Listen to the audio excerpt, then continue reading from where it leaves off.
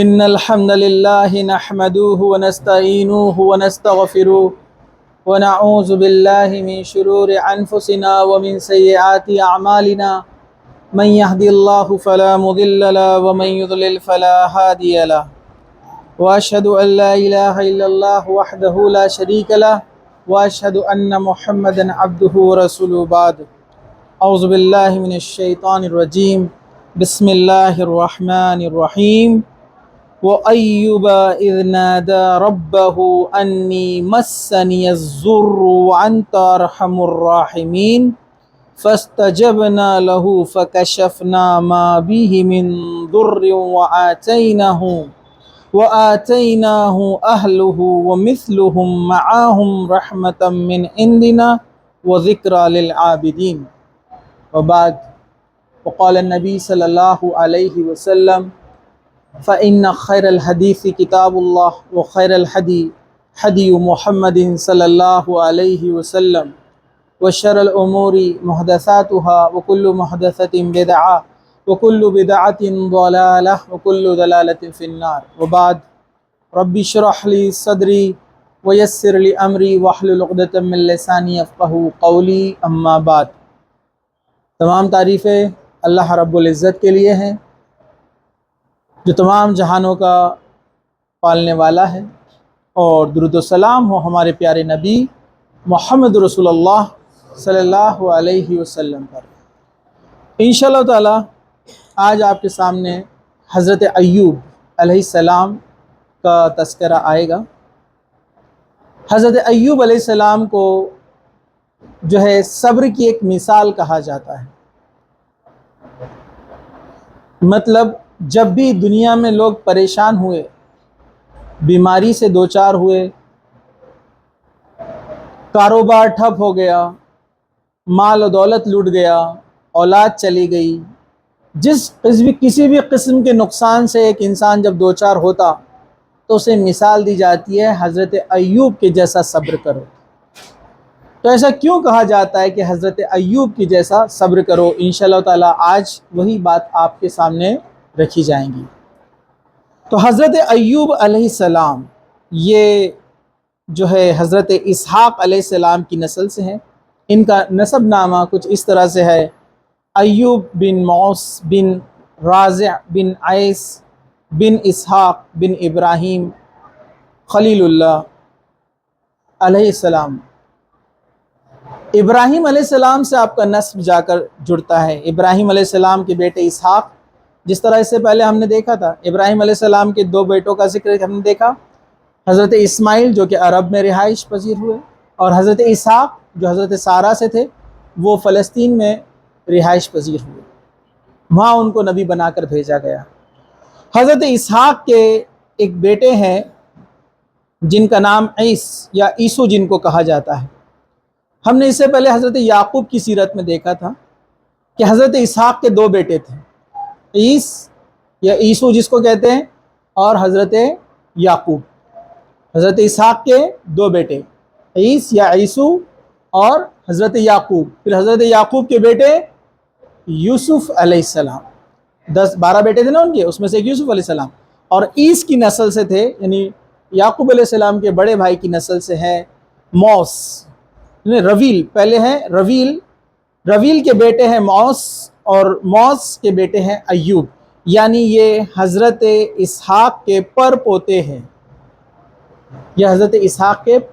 ہیں، حضرت ایوب علیہ السلام۔ حضرت ایوب علیہ السلام کو کہاں پر بھیجا گیا تھا؟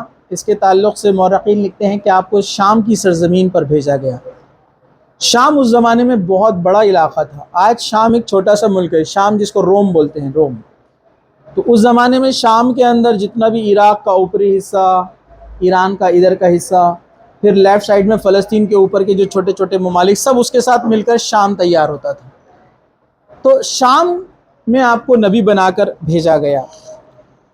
اللہ تعالیٰ نے حضرت ایوب علیہ السلام کے تعلق سے فرمایا، سورہ الانعام آیت نمبر 84، وَمِن ذُرِّيَّتِهِ داؤد وسلیمان وایوب ویوسف وموسیٰ وہارون۔ ایوب علیہ السلام کو ان انبیاءوں کی لسٹ میں لیا گیا جو ابراہیم علیہ السلام کی ذریت میں سے تھے۔ ذریت کہتے ہیں جو ان کے بعد نسل آتی ہے۔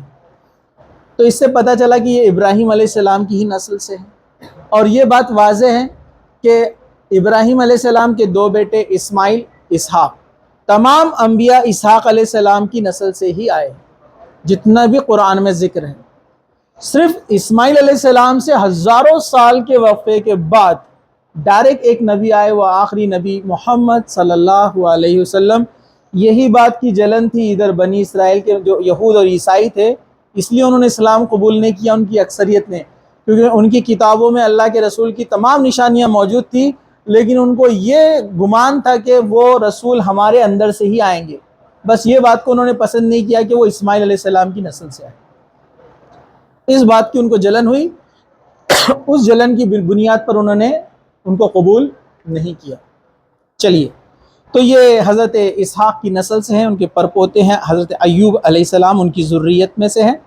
اللہ تعالیٰ سورہ نساء آیت نمبر 163 میں فرماتے ہیں، اے محمد، ہم نے آپ کی طرف اس طرح وحی بھیجی ہے، یعنی وحی مطلب قرآن کا نزول جو کیا ہے، جس طرح نوح اور اس سے پچھلے پیغمبروں کی طرف ہم نے بھیجا تھا، ابراہیم، اسماعیل، اسحاق، یعقوب اور اولاد یعقوب اور عیسیٰ اور ایوب کی طرف ہم نے وحی بھیجی تھی۔ اللہ تعالیٰ نے ان کا نام یہاں پر ذکر کیا، کہا کہ جس طرح ہم نے تمام نبیوں کی طرف وحی بھیجی تھی تو ایوب کے پاس بھی وحی بھیجی تھی، ویسے ہی آپ کے پاس وحی بھیج رہے۔ یہ آیت دلیل ہے کہ حضرت ایوب علیہ السلام اللہ کے رسول تھے، نبی تھے، ان پر رسالت آئی، انہوں نے جو ہے ان کے اوپر وحی آئی اور انہوں نے لوگوں کو پیغام دیا۔ اللہ تعالیٰ سورہ انبیاء آیت نمبر 83 اور 84 میں فرماتا ہے، اور ایوب کو یاد کرو جب انہوں نے اپنے پروردگار سے دعا کی۔ کیا دعا کی تھی؟ یہ دعا کی تھی، ربہ انی مسنی الضر وانت ارحم الراحمین۔ کیا فرمایا ایوب علیہ السلام نے؟ فرمایا، اے میرے پروردگار، اپنے پروردگار سے جب دعا کی اور کہا کہ دعا کی کہ مجھے تکلیف پہنچی ہے اور تو سب سے بڑھ کر رحم کرنے والا ہے، تو انہوں نے کہا کہ مجھے تکلیف پہنچی ہے اور تو سب سے بڑا رحم کرنے والا ہے، تو ہم نے ان کی دعا قبول کر لی اور جو ان کی تکلیف تھی دور کر دی، اور ان کو بال بچے بھی عطا فرمائیں، اور اپنی مہربانی سے ان کے ساتھ اتنے اور بخشے، اور عبادت کرنے والوں کے لیے نصیحت ہے۔ سورہ انبیاء۔ واقعہ کیا ہوا؟ واقعہ یہ ہوا کہ ایوب علیہ السلام ایک ایسے نبی تھے جو بادشاہ نبیوں میں جن کا ذکر آتا ہے، یہ قوم کے سردار بھی تھے، نبی بھی تھے۔ اللہ تعالیٰ نے اتنا مال و دولت دیا تھا جس کی کوئی گنتی نہیں تھی، جانور، مویشی، پورے بھیڑ بکریاں وغیرہ گائیں جو ہوتی ہیں، پھر تجارت اتنی بڑی کہ کئی ملکوں سے ان کا ٹریڈنگ چلتا تھا، اولاد بھی کثرت سے، ان کے جو ہے 7 بیٹے اور 7 بیٹیوں کا ذکر آتا ہے، ایک میں 6 بیٹے اور 6 بیٹیوں کا ذکر آتا ہے، ان کی اولادیں تھیں۔ اللہ تعالیٰ نے خوب مال و دولت سے نوازا تھا، مال و دولت بھی خوب تھی، تو اللہ تعالیٰ نے ہر قسم کی جو ہے ان کو نعمتوں سے نوازا تھا، لیکن ایک بار اللہ سبحانہ تعالیٰ نے ان کو آزمایا۔ کچھ اسرائیلی روایتیں آتی ہیں، جو اسرائیلی روایتیں ہوتی ہے اس کے تعلق سے اللہ کے رسول نے فرمایا، نہ ہم اس کا انکار کرتے ہیں نہ اس کا اقرار کرتے ہیں۔ مطلب جو اسرائیلی روایتیں ہوتی ہیں، جو دوسری انجیل وغیرہ کتابوں سے نکالی جاتی ہیں، اسرائیل سے جو آتی ہے، اسرائیلی روایتیں مطلب جو اہل کتاب سے آتی ہے، یہود اور نصارہ سے، تو نہ ہم اس کا اقرار کرتے ہیں نہ انکار کرتے ہیں، ہمارے لیے قرآن اور سنت جو ہے کافی ہے۔ لیکن ایک روایت میں ایسے آتا ہے، وہ کس کی سچائی کتنی ہے پتہ نہیں، کہ شیطان نے رب سے کہا کہ اللہ یا ایوب تیری عبادت اس لیے اتنی کرتا ہے کیونکہ تو نے اس کو خوب نوازا ہے، تو اس سے سب چھین لے تو تیری عبادت میں کو بھول جائے گا۔ اللہ تعالیٰ نے کہا کہ ایوب جو ہے میرا نیک بندہ ہے، وہ ایسا نہیں کرے گا، اور اس آزمائش کے لیے یہ سارا معاملہ یہاں پر ہوا، لیکن اس کی حقیقت کتنی ہے نہیں پتہ، کیونکہ یہ اسرائیلی روایت ہے۔ چلیے آگے بڑھتے ہیں، اور اگر کہیں صحیح اس کی دلیل موجود ہوگی تو میرے علم میں نہیں ہے۔ چلیے ہم آگے بڑھتے ہیں۔ خیر، بات تو یہ طے ہے کہ اللہ تعالیٰ نے ان کو آزمایا، اور اللہ تعالیٰ اپنے نیک بندوں کی آزمائش کرتا ہے۔ تو آزمائش کیسی ہوئی؟ ان کا مال و دولت سب لوٹ گیا، برباد ہو گیا۔ کسی نے کہا کچھ روایتوں میں کہ آندھی طوفان آئی، کھیتیاں پوری برباد ہو گئی، جانور مر گئے، اولادیں ختم ہو گئی، انتقال کر گئی۔ ایوب علیہ السلام کے پاس کچھ نہیں بچا۔ پھر اس کے بعد کیا ہوا؟ اس کے بعد ایوب علیہ السلام بیمار رہنے لگے. بیماری ایسی تھی کہ جسم سے گوشت لٹک جاتا اور اٹھ نہیں پاتے تھے، ایک جگہ سے ہل نہیں سکتے تھے. سارے رشتہ داروں نے ناطا توڑ دیا، تمام دوستوں نے ناطا توڑ دیا کہ یہ بیماری کہیں ہم کو نہ لگ جائے. صرف 2 دوست تھے، ان کا نام نہیں آتا ہے، جو ہمیشہ ان کے پاس آتے تھے، ملتے تھے، بات کرتے تھے. وہ بھی دور سے بیٹھتے تھے، نزدیک نہیں آتے تھے کہیں بیماری لگ نہ جائے. لیکن 2 دوست تھے جو ان کے ساتھ رہے. لیکن سب سے زیادہ ان کی خدمت گزار جو ان کے قریب سب سے زیادہ رہی وہ تھی ان کی بیوی، جن کا نام ایلیا یا کچھ اور لیا نام آتا ہے اسرائیلی روایتوں کے اندر، حدیث میں تو نہیں ہے اس کا ذکر. لیا یا لیا اس نام تھا اس عورت کا، ان کی بیوی کا. یہ بڑی نیک، عبادت گزار اور شوہر کی بڑی فرما بردار بیوی تھی. سب نے ساتھ چھوڑ دیا، اس نے ساتھ نہیں چھوڑا. یہ عورتوں کے لیے ایک بہت بڑی مثال ہے، ایک ایگزامپل، ایک آئیڈیل ہے ایک اچھی بیوی کے لیے، کہ ایوب علیہ السلام اٹھ بھی نہیں سکتے تھے.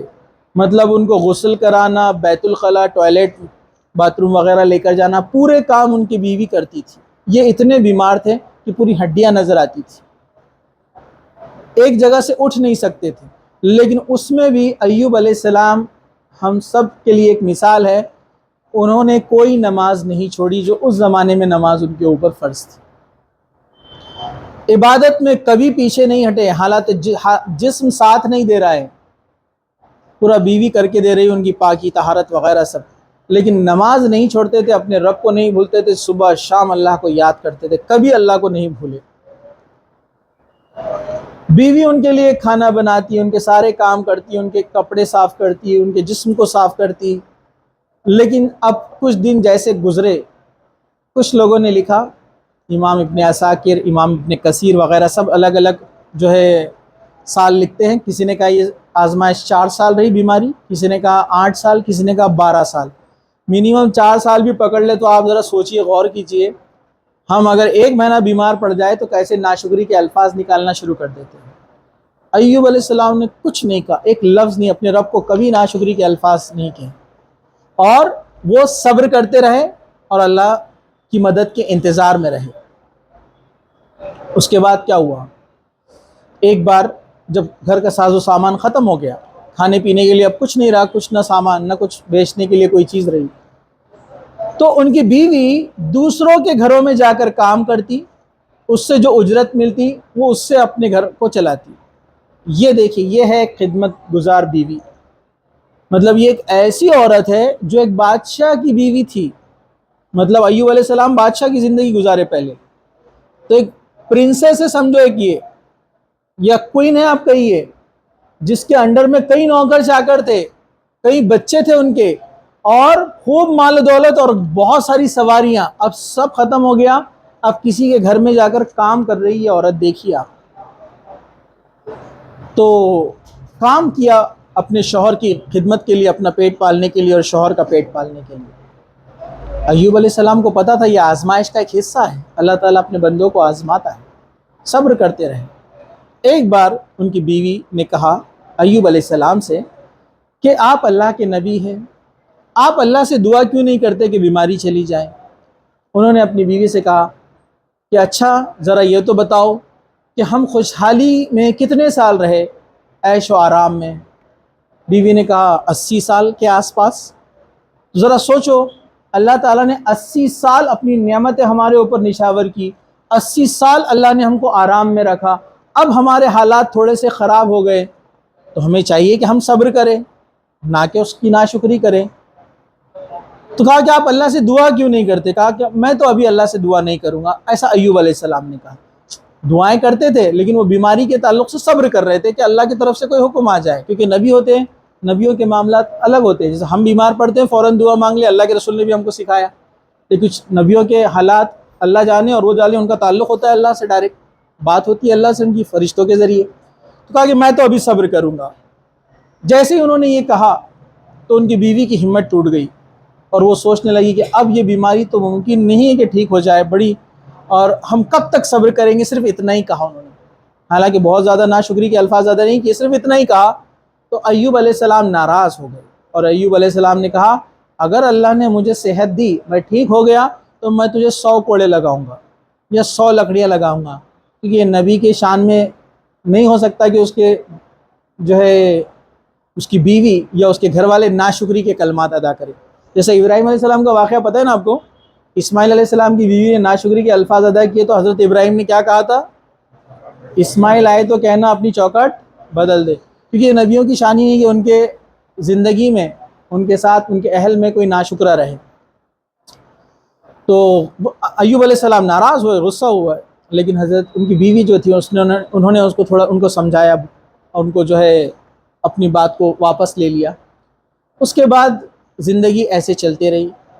پھر ایوب علیہ السلام نے، ہو سکتا ہے اللہ کا حکم آپ کو ہوا اور آپ نے دعا کی، اور قرآن مجید میں سورہ صاد آیت نمبر 41 سے 44 تک ذکر ہے، وَاذْكُرْ عَبْدَنَا أَيُّوبَ اِذْ نَادَى رَبُّهُ إِنِّي مَسَّنِيَ الشَّيْطَانُ بِنُصْبٍ وَعَذَابٍ۔ کیا فرمایا؟ اور ہمارے بندے ایوب کو یاد کرو جب انہوں نے اپنے پروردگار کو پکارا، اے اللہ شیطان نے مجھ کو ایذا دی ہے، تکلیف دے رکھی ہے۔ یہاں پر ایوب علیہ السلام کی اللہ سے محبت دیکھیے، حالانکہ آزمائش آتی ہے اللہ کی طرف سے آتی ہے، جو اچھائیاں ہم کو پہنچتی ہیں وہ بھی اللہ کی طرف سے ہے، برائیاں جو پہنچتی ہیں وہ بھی اللہ کے حکم کے بغیر نہیں پہنچ سکتی۔ تو ایوب علیہ السلام نے اپنی تکلیف کا ذمہ دار کس کو بتایا؟ شیطان کو، کہا کہ شیطان نے مجھے چھو لیا ہے، شیطان نے مجھے چھو لیا ہے، تکلیف پہنچائی ہے اے میرے رب۔ ہم نے کہا زمین پر لات مار اور دیکھ ایک چشمہ نکل آئے گا، نہایت ہی ٹھنڈا اور پینے کو شیرین ہے۔ اس سے پہلے والی بات کو ہم مکمل کرتے ہیں۔ اب آپ بولیں گے کہ ہم نے تو پڑھا ہے قرآن مجید کے اندر کہ جو تکلیف انسان کو پہنچتی ہے اس کے اعمال کی وجہ سے، ایک جگہ فرمایا تکلیف جو انسان کو پہنچتی ہے وہ اللہ کی طرف سے، مطلب اچھائی بھی اللہ کی طرف سے اور برائی بھی اللہ کی طرف سے۔ پھر یہاں پر ایوب علیہ السلام نے ایسا کیوں کہا کہ مجھے جو شیطان نے تکلیف دی ہے، شیطان کی وجہ سے مجھے تکلیف پہنچی ہے؟ ایوب علیہ السلام نے ایسا کیوں کہا؟ تو اس کے پیچھے کیا ہے سمجھنے کے لیے بڑا آسان ہے۔ دیکھیے، ایک انسان پر اگر کوئی جادو کرتا ہے تو اس پر جادو ہو جاتا ہے، لیکن ایک بات یاد رکھیے، وہ جادو بھی اللہ کے حکم کے بغیر نہیں ہو سکتا۔ اللہ کے رسول فرمایا کہ دنیا کا کوئی بھی امر، دنیا کا کوئی بھی چیز اللہ کے حکم کے بغیر نہیں ہوتا، سب اللہ کے حکم، اللہ کے امر سے ہوتا ہے۔ ایک انسان کو اچھائیاں ملی ہے تو اللہ کی طرف سے، برائیاں ملی ہے تو اللہ کی طرف سے۔ تو مسئلہ یہ ہے کہ ایک آدمی ہے، اس نے دوسرے آدمی پر جادو کیا اور یہ جادو کر کر خوش ہو رہا ہے کہ اس نے اس پر جادو کیا، لیکن یاد رکھیے جادو بھی کسی پر اللہ کے حکم کے بغیر نہیں ہوتا۔ جیسا اللہ کے رسول پہ جادو ہوا، اگر اللہ تعالیٰ چاہتا تو نہیں ہوتا تھا، لیکن اس کے پیچھے مقصد تھا اللہ کے رسول صلی اللہ علیہ وسلم کی آزمائش۔ اللہ کے رسول صلی اللہ علیہ وسلم پر جب جادو ہوا تو اس کے ذریعے آپ کو بتایا گیا کہ اگر امتیوں پر اگر ایسا معاملہ آ جائے تو علاج کیسا کرے؟ قرآن سے کرے، سورہ فلق، سورہ ناس۔ سمجھا آپ کو؟ اللہ چاہتا تو نہیں ہوتا تھا، تو یہ لوگوں کو سکھلانے کے لیے تھا۔ ویسے کسی انسان پر کسی نے جادو کیا اور اس پر جادو ہو گیا تو جادو کرنے والے کا اثر نہیں تھا، بلکہ اللہ کے حکم کے بغیر وہ نہیں ہو سکتا، اللہ نے ہونے دیا اس کو۔ کیوں؟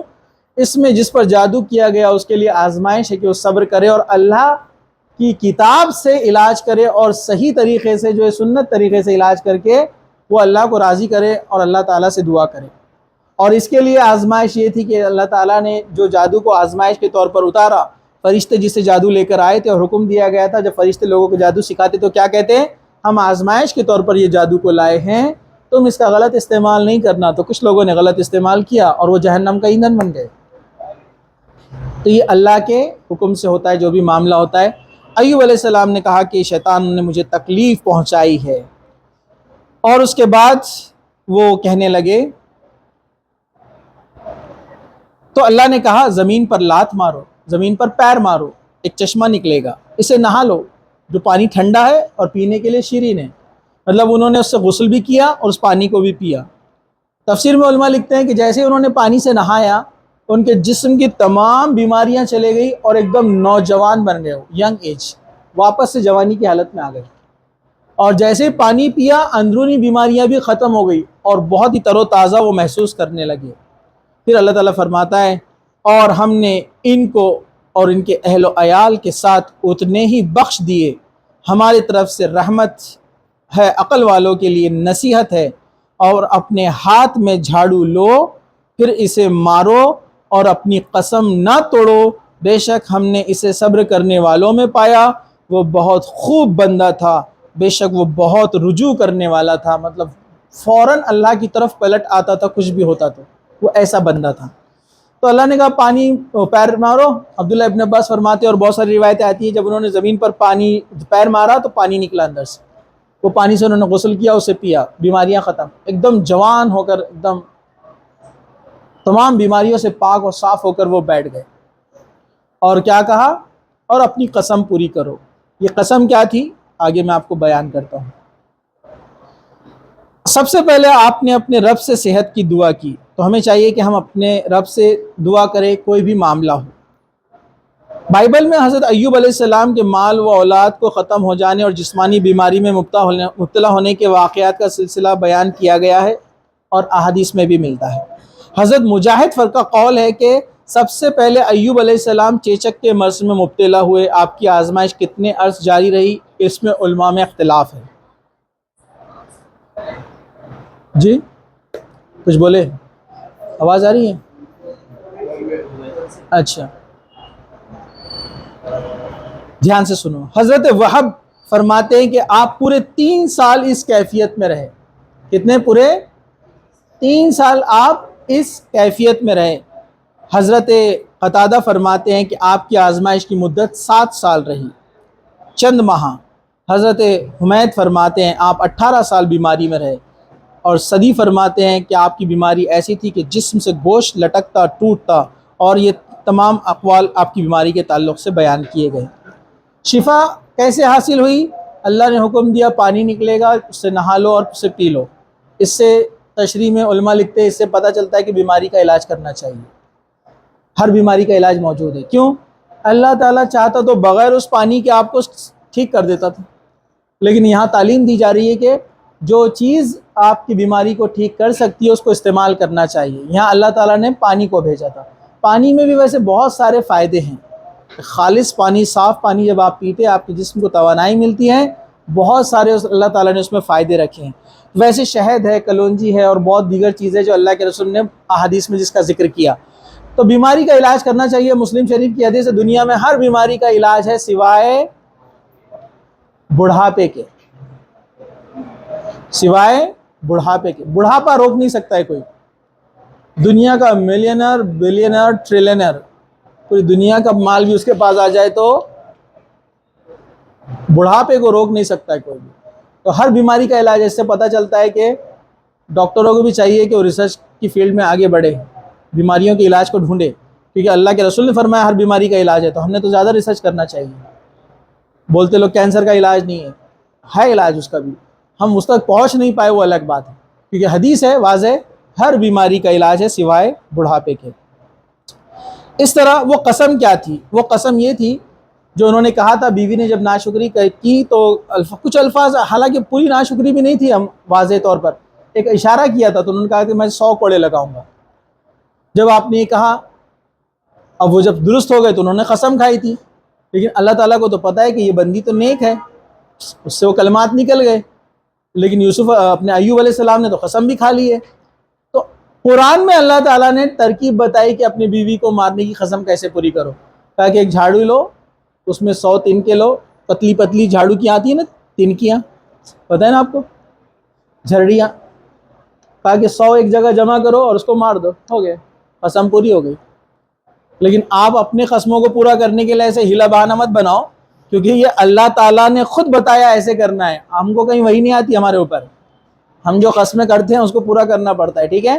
چلیے، تو کیونکہ اللہ تعالیٰ اپنے نیک بندوں کو ایسے بچاتا ہے، کیونکہ پتہ تھا کہ ایوب علیہ السلام کی بیوی جان بوجھ کر ایسے نہیں کہا، الفاظ نکل گئے، تو کہا کہ 100 تنکے ایک جگہ جمع کرو، جھاڑو بناؤ اور اس کو ہلکا سا مار دو، ہو گئی قسم پوری۔ کہا کہ اپنی قسم نہ توڑو۔